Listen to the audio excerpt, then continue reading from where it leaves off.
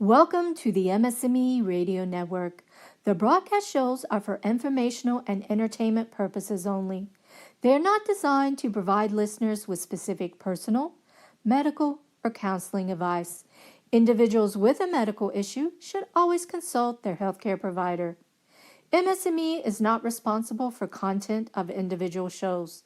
The views expressed by show hosts or their guests are their own. Enjoy the show. I'm John Strum, and this is RealTalk MS.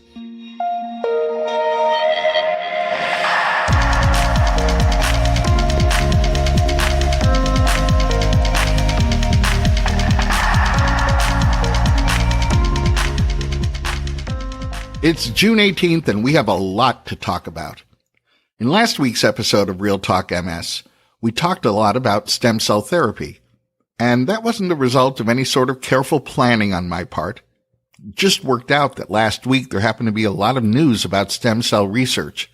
But I'm glad it worked out that way, because your feedback about last week's episode once again reminded me that there's an incredibly high level of interest in stem cell therapy throughout the MS community.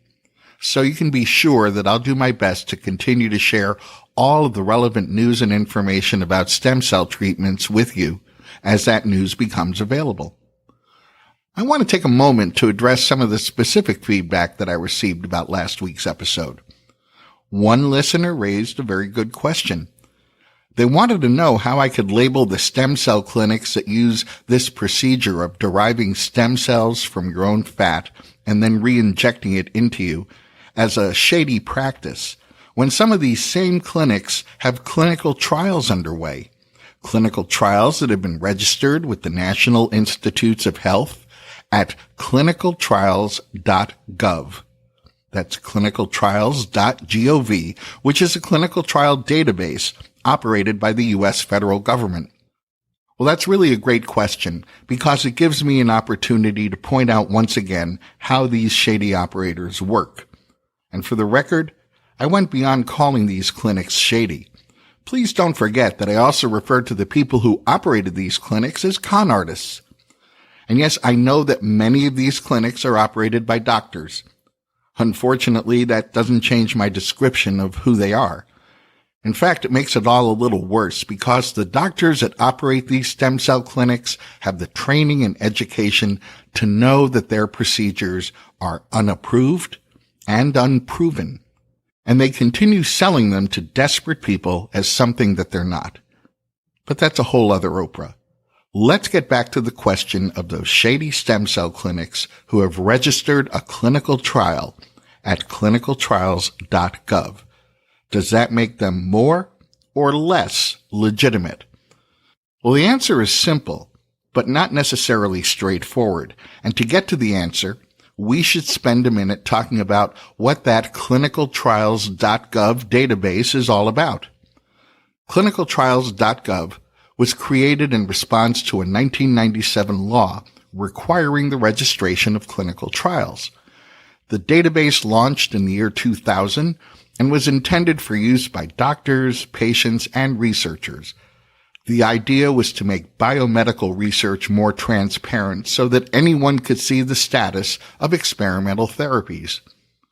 Today, there are more than 300,000 listings in clinicaltrials.gov, and you have to interpret those listings as you might interpret a posting in Wikipedia. Most are valid, and some are a little shady. Among those listings, you'll find very legitimate clinical trials. And you'll also find highly suspicious treatments for autism and homeopathic treatments that lack any scientific foundation. But the most common entries that don't really have much to do with actual science are the so-called clinical trials that seem to be in a constant state of recruiting patients. Well, they're from the so-called stem cell clinics. I guess the most important thing to remember about every single listing you'll come across in clinicaltrials.gov is that they all carry this warning, and I'm quoting now. The safety and scientific validity of this study is the responsibility of the study sponsor and investigators. Listing a study does not mean it has been evaluated by the U.S. federal government. Now, that last part of that warning is worth repeating. Listing a study does not mean it has been evaluated by the U.S. federal government.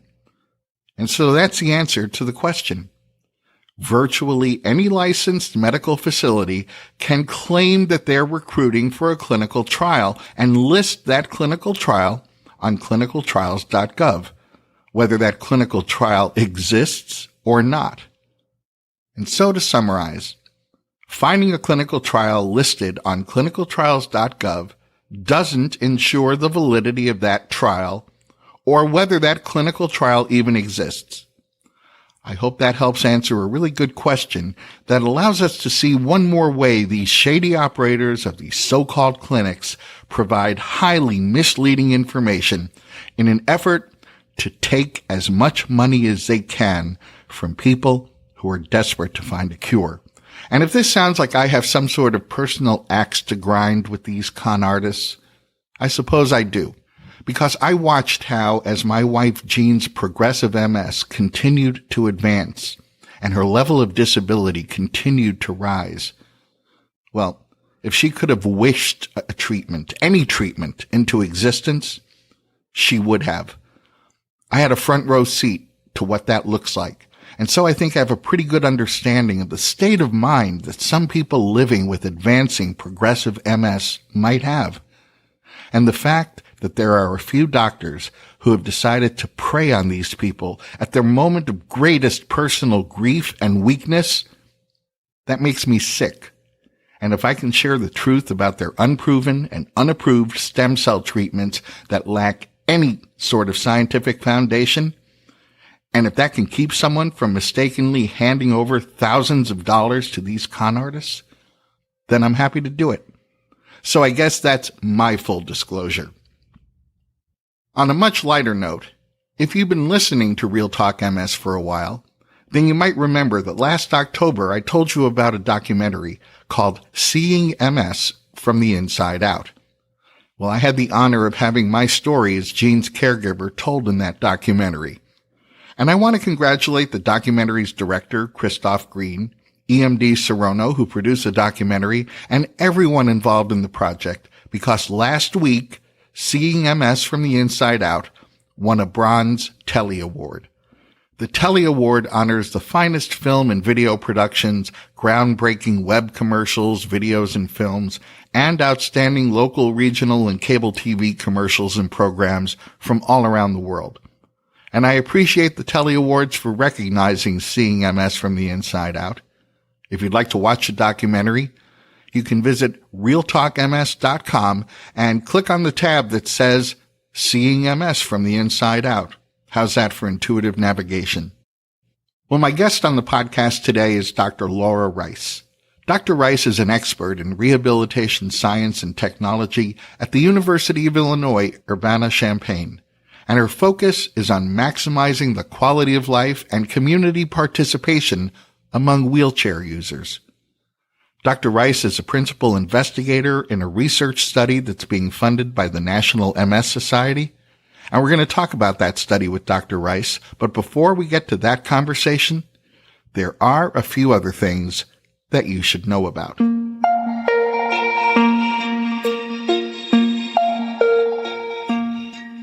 Multiple sclerosis is an autoimmune disease, and a new study raises the possibility that stress-related disorders like PTSD or acute stress disorder may contribute to or perhaps even cause autoimmune disease.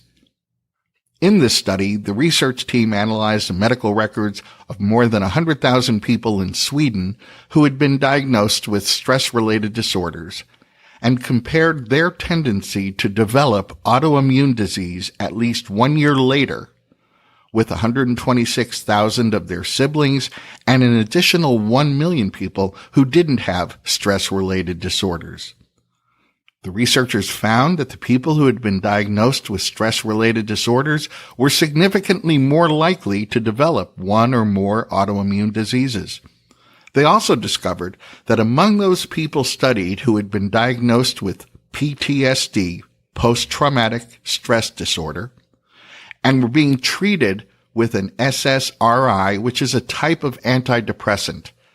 Prozac, Zoloft, Celexa, and Lexapro are all SSRIs. Well, among those people who had PTSD and were being treated with an SSRI, the increased rate of autoimmune disease was far less dramatic. Now, these results clearly suggest that further research needs to be conducted. But as you're thinking about this, please remember that a stress-related disorder is not the same as what I'll call everyday stress. Now, stress can be defined as any experience that causes physical, psychological, or emotional tension. And stress can be acute, created by a single one-off event, or it can be persistent, like the stress someone might feel if they're constantly worrying about their finances or the status of their relationship. And it's been theorized that this persistent stress can lead to chronic disease like high blood pressure or autoimmune disease. Certainly, the results of this study suggest that further research needs to be conducted to further explore the relationship between stress and our overall health and well-being. If you'd like to explore the results of this study in more detail, well, you'll find a link in today's show notes.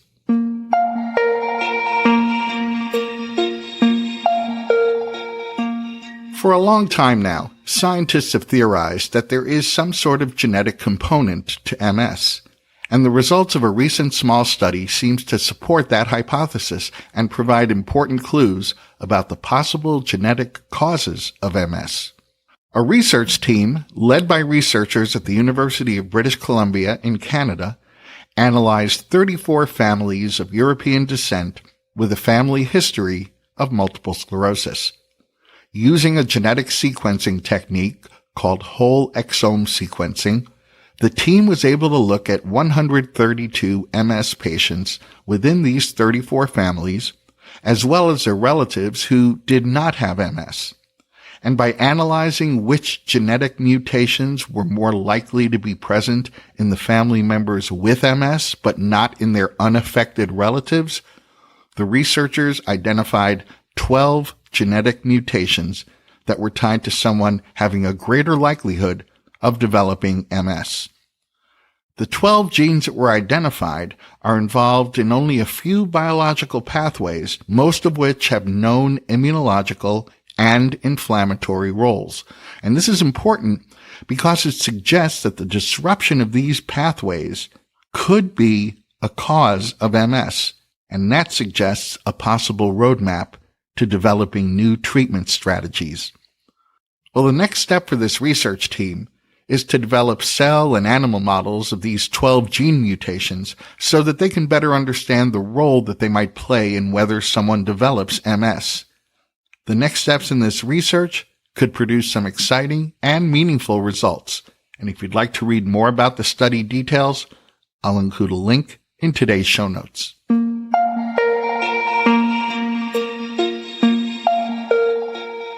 The immune cells in our brains are known as microglia, and microglia are thought to play a role in a number of neurological conditions, including MS, Alzheimer's disease, and stroke. Microglia can be helpful after tissue injury to the brain by clearing away debris. However, their activity can also contribute to damage in the brain, and it's theorized that this is part of the process that leads to disability progression in MS. Now, scientists have assumed that there were a number of different subtypes of microglia in our brains, and each of these subtypes performed a specific job. But a newly published international study has shown that there's only a single type of microglia in our brains, but this single type of microglia can change their characteristics quickly to adapt to the situation in which they find themselves.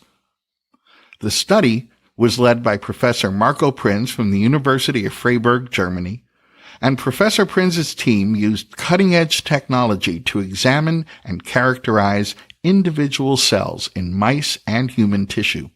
They examined microglial cells in healthy brains, and they examined 422 individual cells from 5 people with confirmed active MS. They found that the microglia in the brains of the people with MS had specific characteristics that were not present in the brains of healthy people. These characteristics suggest that these microglia cells play a role in regulating the immune response in the brains of people with MS. Because of the link between MS progression and the activation of microglia in the brain, scientists are hoping to gain a better understanding of the ways that microglia function during different stages of MS, particularly during myelin loss and repair. And that understanding might lead to new treatments that can specifically target disability progression in MS. And that would be a huge step forward in effectively managing MS as it progresses. If you'd like to check out the details of this study, you'll find a link in today's show notes.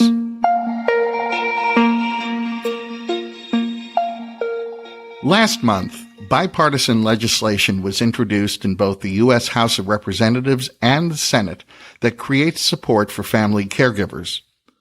According to AARP, in 2016, family caregivers spent an average of 20% of their income, or nearly $7,000, on care-related expenses.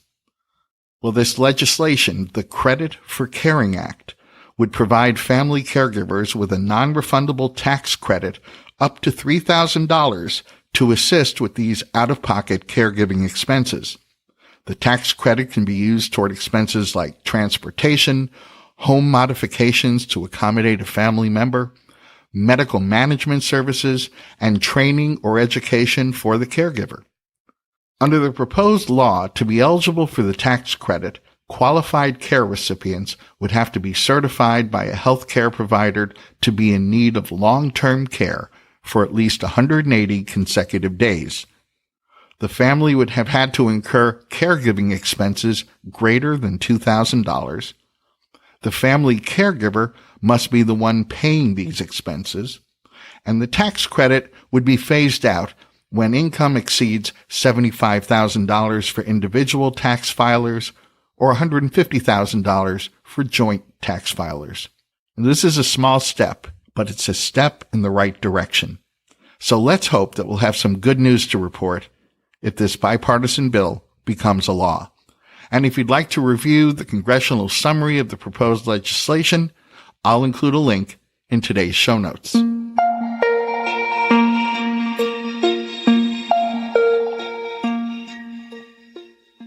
Caucasians have the highest reported incidence of MS worldwide. However, research suggests that African Americans may have more symptoms at the time of their MS diagnosis, and they may experience a more severe disease course and earlier severe disability than Caucasians. Additional research also shows that the Hispanic American community experiences earlier onset and a higher occurrence of optic neuritis or transverse myelitis than Caucasian Americans. So MS seems to affect different ethnic and racial populations differently. And if you'd like to learn more about the diversity and differences of multiple sclerosis, the MS Association of America is offering a free webinar next Tuesday, June 25th at 7 p.m. Eastern Time. Dr. Mitzi Joy Williams, who's a friend that we've talked with before on RealTalk MS, will be presenting the webinar. And Dr. Williams is a neurologist and MS specialist with a strong interest in better understanding the course of MS in ethnic minority populations and in increasing diversity in clinical research. This is going to be a worthwhile webinar, and if you're interested in registering, you'll find a link to register in today's show notes. And when we talk about the differences among people living with MS, those differences aren't always ethnic in nature. Mobility can make a big difference. While the majority of people living with MS can walk with or without assistance, there's also a percentage of the MS population who rely on a wheelchair for mobility. And there isn't always as much research being done to find ways to improve their overall well-being and quality of life. Well, my guest today is Dr. Laura Rice, and Dr. Rice specializes in maximizing the quality of life and community participation among wheelchair users. In a moment, we'll meet my guest, Dr. Laura Rice.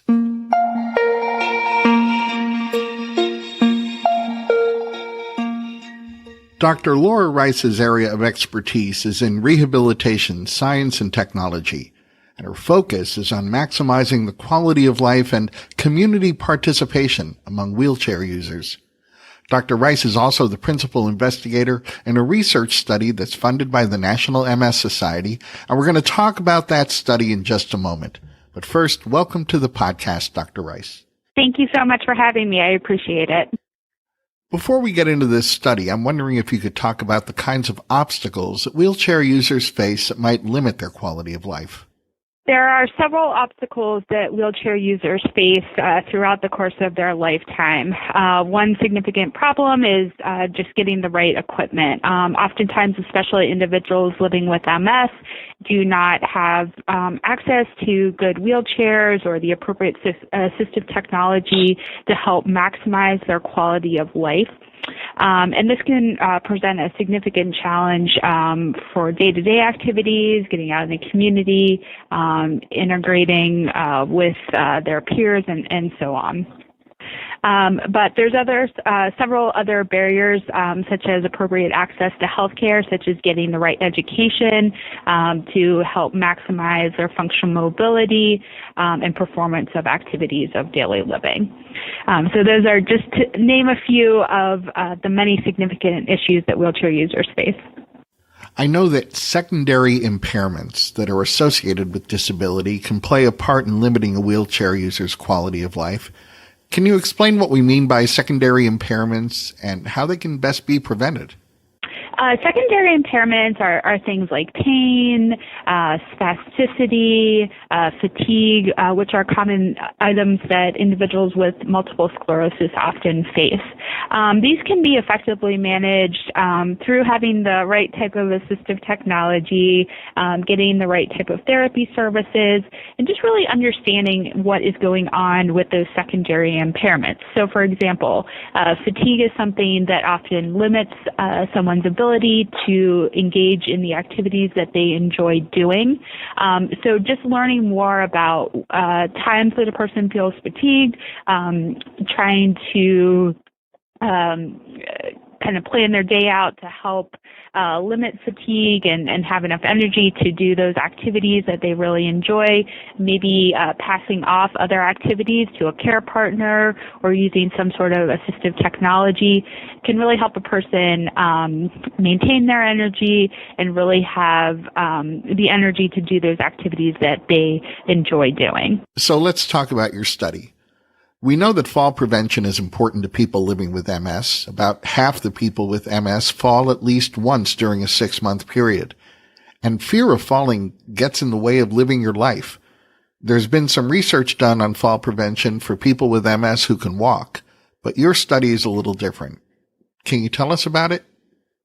Right. Thank you so much.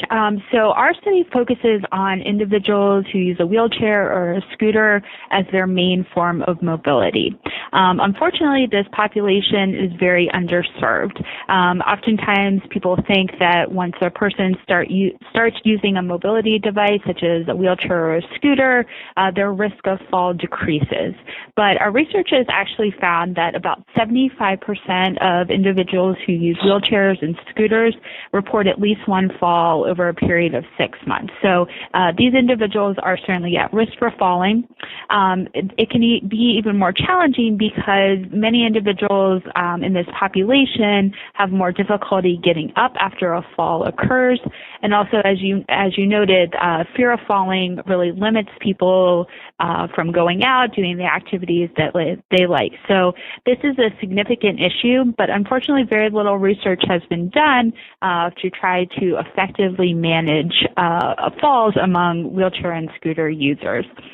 So we are implementing an intervention to educate people on strategies to prevent falls and also help people learn what to do if a fall does occur. So how can they get up from a fall? How can they stay in contact with their care partners so that they aren't lying on the ground for an extended period of time and have more confidence to do those activities that they really like to do? And you're currently recruiting participants for this study. Is that right? That's correct, yes. So if someone is interested in participating in this study, what are the requirements and what should they do to connect with your team? Right. So participants who can engage in this study have to be full-time wheelchair or scooter users. So use a wheelchair or scooter for the majority of their mobility. We say about 40 hours per week, but just kind of the majority of their mobility. Individuals have to be able to transfer independently or with minimal or moderate assistance. In addition, we are looking for individuals who are able to sit upright for at least an hour and don't have any other secondary medical complications that prevents them from getting out of bed and engaging in activities of daily living. If a person would like to participate in the research study, they can email me directly. My email address is all lowercase, RICELA, RICELA, at illinois.edu. So we are currently conducting the study in 3 locations, Champaign, Illinois, and Central Illinois, Chicago, Illinois, and also in Atlanta, Georgia. So the study does require the participant to come for 3 assessments. We do a baseline assessment. 3 months later, the person then would actually start the intervention, and I'll talk about that in a minute. Then they would do a secondary assessment right after the intervention is over, and then 3 months after that, they would do a final assessment. So the intervention itself is a 6-week program. We have sessions once a week for 2 hours. So the person does need to live fairly close to the study centers that they can come and participate in these various assessments and intervention sessions. I think that your work is as much about fear prevention as it is fall prevention. And learning how to avoid falling sounds like it's not only going to keep you in better physical shape, but it's going to help mitigate that fear, which all adds up to a better quality of life. So thank you for your work in helping people living with MS to live their best lives. And thanks for taking the time to talk with me. Thank you very much. I really appreciate it. And I'm glad to be able to bring this education to an underserved population. And hopefully we can have more research going to help improve quality of life and community participation. Well, that's going to wrap up this episode of Real Talk MS. I want to thank those of you who've taken the time to email or call me with your feedback and suggestions for future podcast episodes. If you haven't done that yet, well, please consider this your invitation to join the Real Talk MS conversation. You can get in touch by using the Contact Us page at the Real Talk MS website, or you can email me at John, that's Jon, at realtalkms.com. You can even leave a message on our listener hotline. I set up a dedicated phone line to make it as easy as possible for you to connect with me in the podcast. Just call area code 310-526-2283 in the United States and share your thoughts. So whether you choose to shoot me an email or make a phone call, I hope you'll get in touch and join our conversation. Not only do I take your feedback and suggestions to heart, but I really do my best to reply to every single email message that I receive. So I hope to hear from you soon. I'm John Strum. Thanks for listening, and we'll catch you next time.